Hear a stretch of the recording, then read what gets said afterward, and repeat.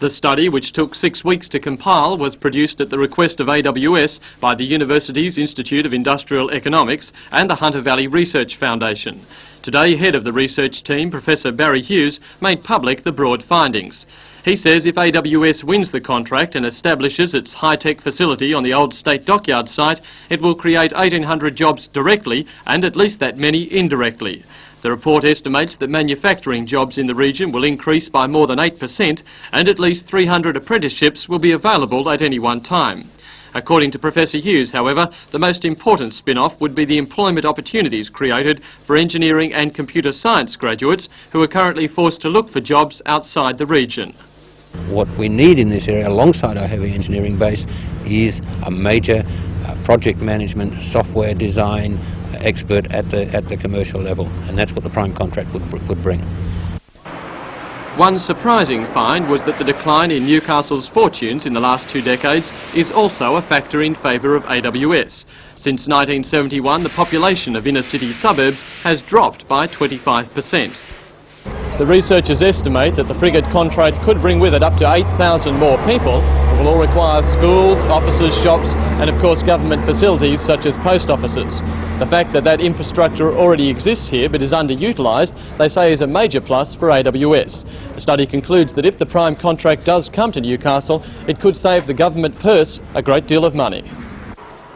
There will, however, be a downside for new home buyers. The researchers predict that pressure on accommodation will almost certainly lead to a rise in housing prices. Although the study concentrated on the benefits of an AWS win, Professor Hughes has also assessed the ramifications of an Amacon success. He says the Melbourne Consortium's claim to be offering almost as much as AWS is laughable. What we're about is sardines and the sardine can. About 85% of the value of the whole project is in the sardines and only about 15% in the can. What Amacon has done is to propose that some 5 out of the 12 cans be made in Newcastle, but none of the sardines. And it's the sardine area, the electrical engineering and the software design and the project management, that's the thing that we need to lock together.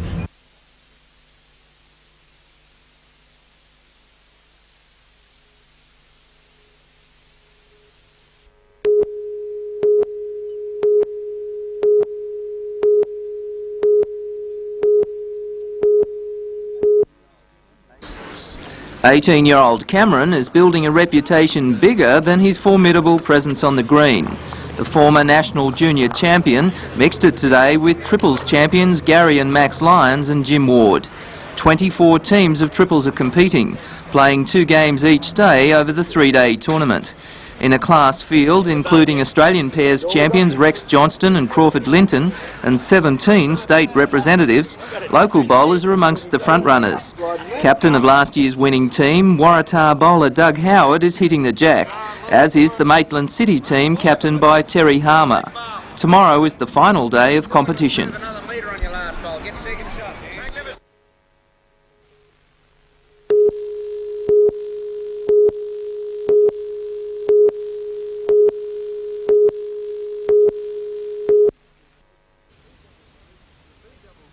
The B-double road trains are being hailed as the future for the road transport industry.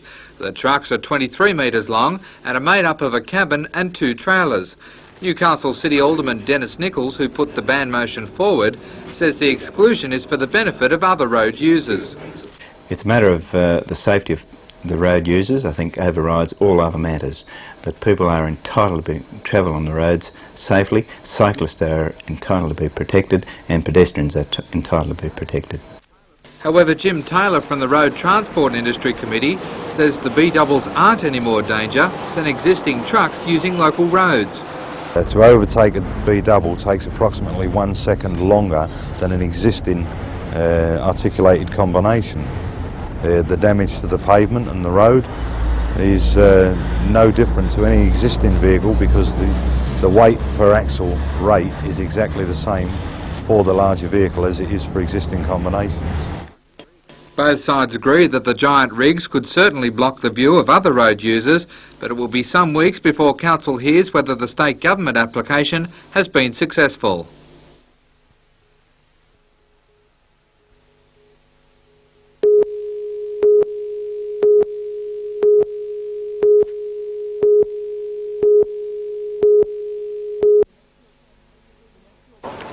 The national campaign was organised by 3 separate unions. In Newcastle, 200 teachers from the Hunter Institute and the university voted to reject the proposed redundancy package. The Staff Association claims the package is a serious attack on working conditions. We believe what the federal government is angling for, and using the Vice-Chancellors as the medium for doing it, is to give them, the employers, the right to hire and fire at will. And we think that this goes completely contrary to all existing practice. Apart from the free rein they claim employers will receive, the association believes up to 70 employees from the 2 institutions will lose their jobs, and those that are deemed redundant will receive inadequate payment.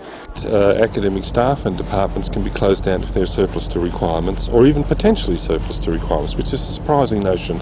I don't believe that sort of notion has ever appeared in industrial relations jargon before. The Staff Association has called on the Vice-Chancellor Keith Morgan to make his position on the federal government's package known. They expect an answer tomorrow. Meanwhile, staff are considering industrial action and work bans over the issue. Jodie McKay for NBN News.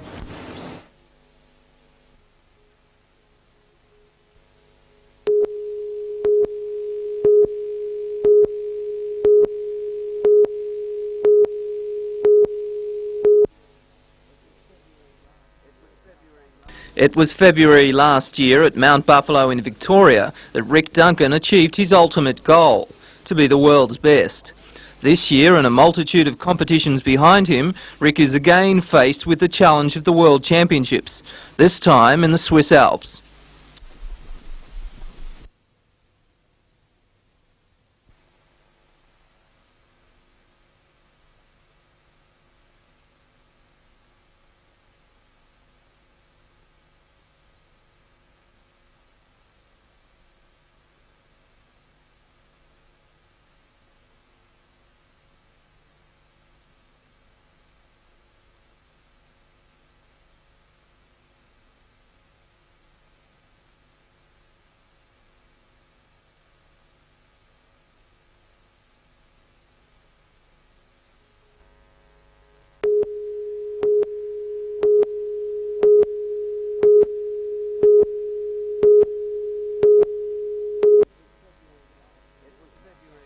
It was February last year at Mount Buffalo in Victoria that Rick Duncan achieved his ultimate goal, to be the world's best.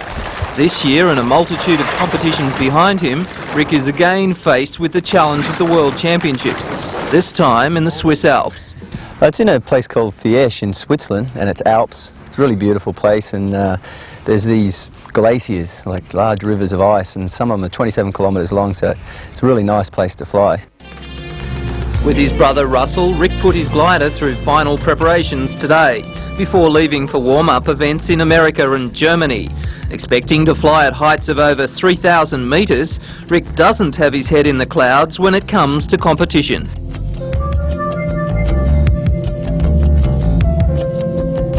I think 3 or 4 World Championships ago there was about 5 people that realistically could have won, and then the next one there was 10, and it seems to double every time you go, so there's a possibility of 20 people can win it, I think.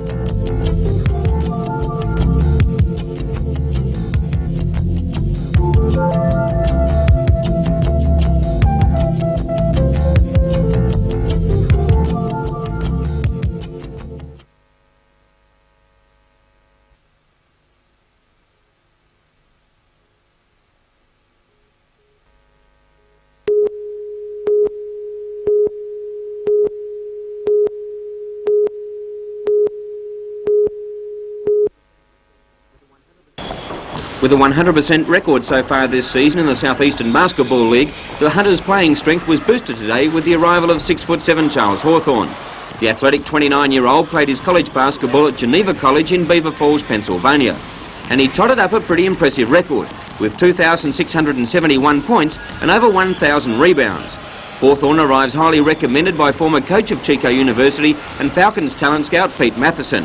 Hawthorne has heard a little bit about basketball in Australia. I'm expecting good competition, I know that. I also know that if they're anything like Gantz from Seton Hall, then I can expect a lot of competition. I'm just really excited about playing here. Charles hinted that he likes to score points and is hot on rebounding and team play. And the man who trialled with the Los Angeles Lakers in 1986 is set to contribute in other areas also.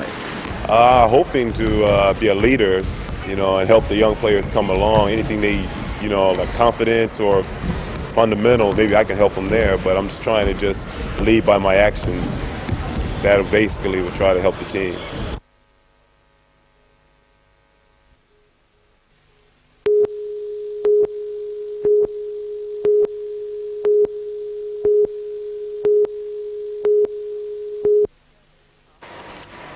A past NRMA survey revealed that 3 of the worst 10 roads in the state were in the Lower Hunter, and today's special survey shows the reasons why. Both drivers and pedestrians miss out. 70% of the roads examined have no facilities for overtaking, and pavements are found to be totally inadequate. The survey's highlighted the very poor condition of the pavements here, which is of no surprise to us, but we've also done an engineering survey of the roads, which has shown that there's a lot of it very narrow, that there's very few overtaking opportunities. We've also carried out an analysis of the accidents on the network of roads. The increase in traffic, on some roads up to 51%, is putting extra strain on roads which are already inadequate, says the report. And the association is concerned that the problems for local roads caused by the freeway termination at Freeman's Waterhole will be repeated when it terminates at West Wallsend. The accident analysis we've done has indicated that if the freeway was continued on, that would take traffic off these inadequate roads that we're standing by, and the number of accidents could be reduced by a quarter by the next extension of the freeway, and if the freeway was built right through to the Maitland bypass, then the number of accidents in this area could be reduced by at least half.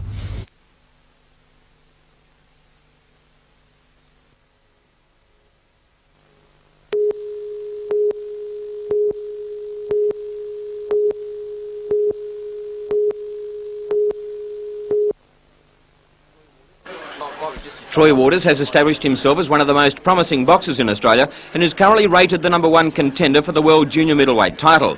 Tonight he goes in against the very experienced Welshman Mike Harris, the Commonwealth title up for grabs. At the weigh-in today, Waters tipped the scales at 69.65 kilograms, 0.2 kilos under the limit, was happy with his weight, and with a shot at the world crown in the pipeline, knows how crucial this bout is. Well, mate, now if I lose this one, everything's gone. You know, everything I've been working for the last 9 years has gone down the drain. So mate, this is my world title, and there's no one going to lose it. Mike Harris is somewhat of a boxing nomad, travelling the world in search of top company, and tonight he has the biggest fight of his career. Harris weighed in right on the limit, and he's raring to go. Fantastic, couldn't be more pleased. You know, I'm 11 stone bang on the button. I'm the fittest and strongest I can possibly be. I've never been in a condition in my life. Fantastic. And for the likeable lad from Wales, only one result is possible for him. I'm going to win, and that's about it. I'm going to win. How I win, we'll see it, but I'm going to win.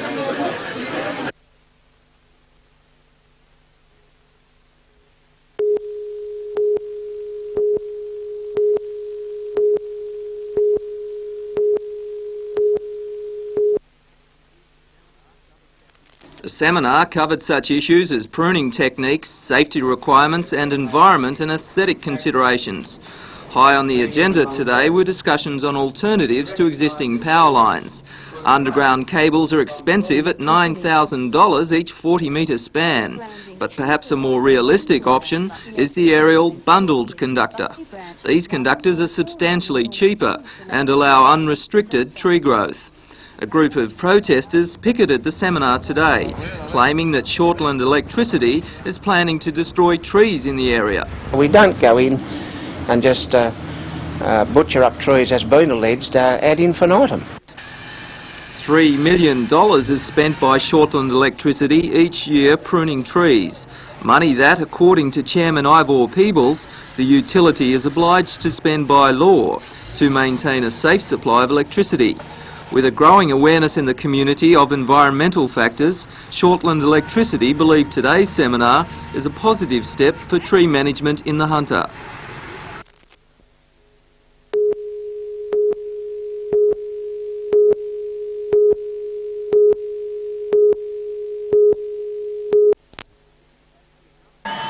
A Capacity House gave a rousing reception to both fighters as they entered the ring for the scheduled 12-round contest, and Mike Harris must have thought he was at home as the Sydney Welsh Choir led their country's national anthem. When the boys got down to business, it was Harris who was ducking and weaving, making it difficult for Waters to find the mark. But when the champion did, it was to great effect. Referee Trevor Christian warned Harris in the third round for the use of his head, but it was pretty hard for a fighter who had 39 previous bouts to his credit to change a style he has had for years. By the end of the sixth, Waters was in front on points. The two fighters were pretty even in the seventh, and then the fireworks started. Waters cut loose on the Welshman in the eighth round with a flurry of lefts and rights, and Harris was in a little bit of trouble. Waters kept up the relentless attack as his opponent did everything to cover up. And as the bell sounded, Harris turned his back to Waters, and the kid from Kulnura got a shot in after the bell. With that, the referee stopped the fight, and Waters had retained his Commonwealth title. Even for the champion, who was happy to hang on to the belt, it was a disappointing way for the fight to end. No, mate, you never want to fight till finish, you know, controversially, but I knew I was starting to get on top, and I made a couple of more rounds, and, well, you know, he would have probably ended up on his back. So, you know, it's probably lucky for him, but, you know, a couple of more rounds would have been nice to me in my preparation, but I had a good workout tonight, and I'm very happy the way it went. For the likeable Welshman, Mike Harris, he felt he was a little hard done by. I wasn't hurt by any means, it's just that I did take them.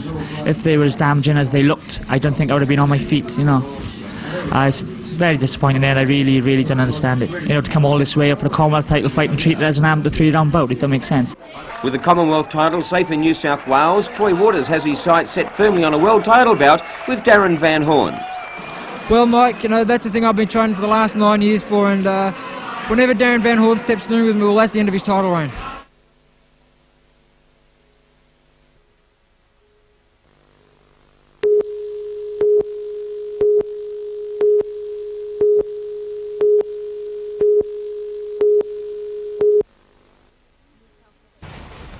Newcastle company Glasstech Industries say they're still owed almost $20,000 for the work they did on the Queen's Wharf Tower canopy.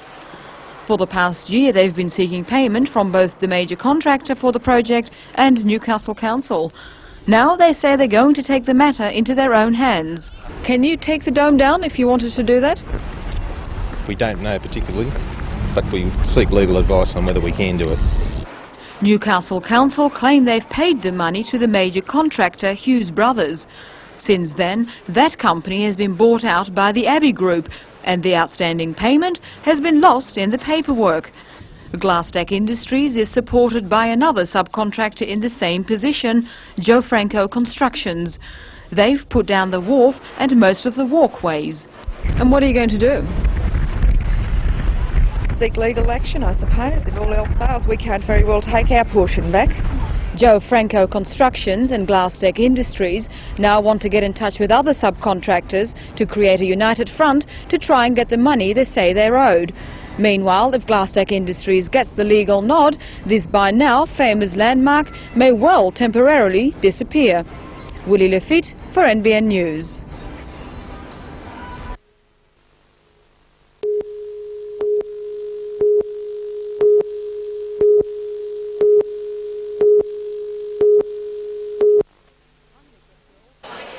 Hundreds of girls were fascinated by the display. 75 stalls brought in everything they could possibly ever want.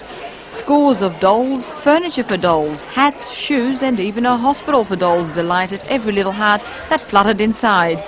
Dolls in national costume brought the wall together for just a moment. Even a Kylie doll found its way into the display.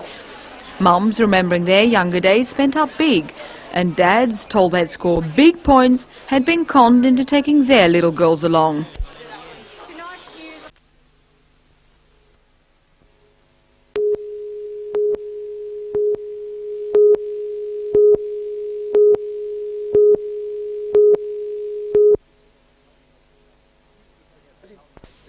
Few could forget the culmination back in March of Telethon 1989. For 24 hours, the Hunter got together to raise money for melanoma and palliative care. After all the fun and excitement, the grand total was announced, a world record per capita of $2,001,989. But since then, the money has been rolling into the designated bank accounts. In a situation almost unique to this area, more was actually donated than promised. NBN Chairman Joe Sweeney.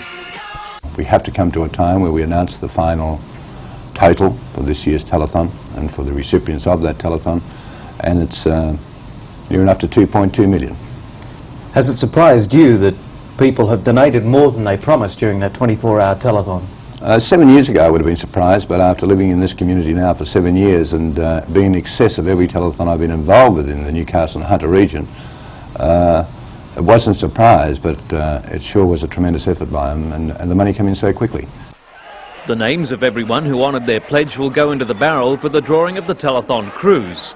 The lucky winner's name will be drawn tonight on NBN at 8:25.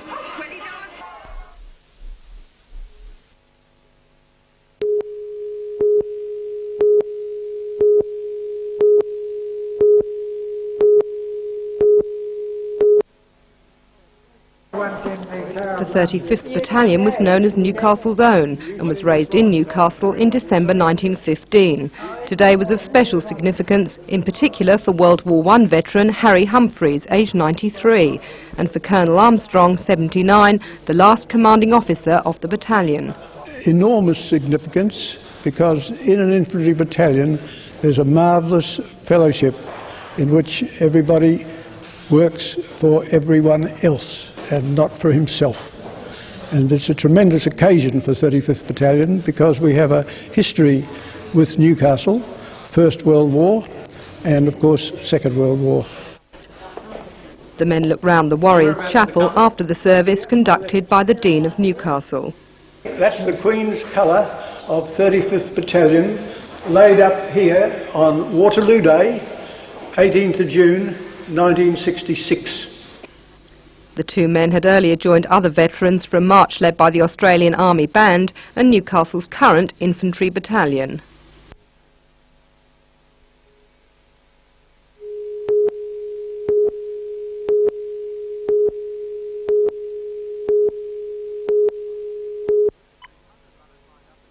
$1,500 runners lined up at Terrigal Beach for the 11-kilometre run to the Gosford waterfront in glorious conditions. Most took the run seriously, while others found easier ways to stretch the legs and keep sweat to a minimum. 31-year-old Borkham Hills town planner John Andrews headed the field early and ran almost the full distance uncontested. At one stage he had a lead of nearly 2 kilometres. As Andrews sprinted up the final straight, he acknowledged the cheers of the crowd to finish in a time of 32 minutes and 33 seconds, a full 2 minutes ahead of second place getter David Lightfoot. Shortly after the race, John turned around and ran the 11 kilometres back to Terrigal to collect his car. I've got the wife back at the start. She's pregnant. She's not real keen on driving, so I'm going back to get my car now.